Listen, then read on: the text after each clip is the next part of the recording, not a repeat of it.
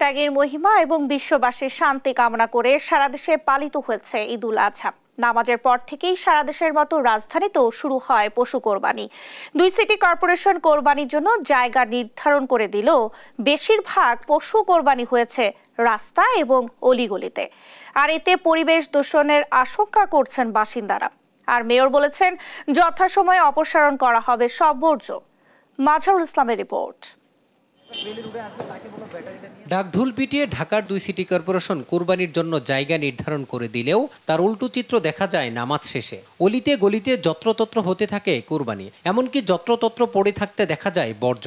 আর এতে ক্ষোভ প্রকাশ করেন সাধারণ মানুষ। এখানে যে ময়লা ফালানো হয়েছে, যে গোবরগুলো ফালানো হয়েছে, আসলে যদি এটা যে মাঠের যেখানে নির্দিষ্ট জায়গা রাখা হয়েছে এখানে সিটি কর্পোরেশন থেকে, ওখানে ফালাইলে সবচেয়ে বেটার হইতো। কারণ কি, এই যে এখানে মানুষ যারা হাঁটাচলা করতে যায় এদের জন্য খুবই দুর্ভোগ্য হবে। পোকামাকড় জন্ম নেবে, পানি যে বৃষ্টি পড়লে পরে ড্রেন জাম হয়ে যাবে, এটা ভাইসা যাবে। ওই দেখা গেছে একটা নামাজি মানুষ ওই পথ দিয়ে যেতে পারবে না।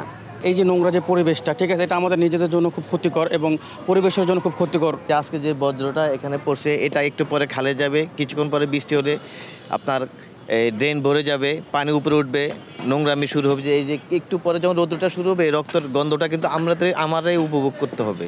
ঢাকা উত্তর সিটি কর্পোরেশন মিরপুরের পেরিস মাঠে কুরবানির জন্য সবচেয়ে বড় জায়গা হিসাবে নির্ধারণ করলেও কাজে আসেনি মেয়রের সেই পরিকল্পনা। মাঠের পাশেই কুরবানি করতে দেখা যায় বেশিরভাগ মানুষকে, কাজে আসেনি উপহারের ঘোষণাও।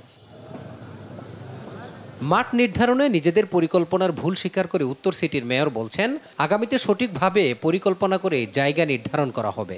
দেখলাম ওখানে বালি আছে, বালির মধ্যে পশু কোরবানি দেওয়া যাচ্ছে না। তাহলে আমাদেরকে দেখতে হচ্ছে যে আমাদের মাঠে, গ্রাম দেশে যখন মাঠের মধ্যে পশু কোরবানি দেওয়া হয়, তাহলে এই ধরনের বালির মাঠ কিন্তু চলবে না। এদিকে বেলা 2টায় বর্জ্য অপসারণ কার্যক্রম উদ্বোধন ঘোষণা করে মেয়র বলেন, রাত 8টার মধ্যেই ঢাকা উত্তরের বর্জ্য অপসারণ কার্যক্রম শেষ করা হবে। এজন্য কাজ করছেন 10,000 কর্মী। আজকে এই 2টার থেকে আমাদের বর্জ্য পরিষ্কার শুরু করলাম। রাত্র 8টার ভিতরে সকল এলাকা, অলিতে গলিতে সকল ধরনের বর্জ্য আমরা পরিষ্কার করে ফেলব ইনশাআল্লাহ। প্রতি বছর বর্জ্য ব্যবস্থাপনা নিয়ে সিটি কর্পোরেশনগুলো বিভিন্ন পরিকল্পনা করলেও তা কোনো কাজে আসছে না, বরং ভোগান্তির শিকার হচ্ছেন রাজধানীবাসী। মাঝারুল ইসলাম, দেশ টিভি, ঢাকা।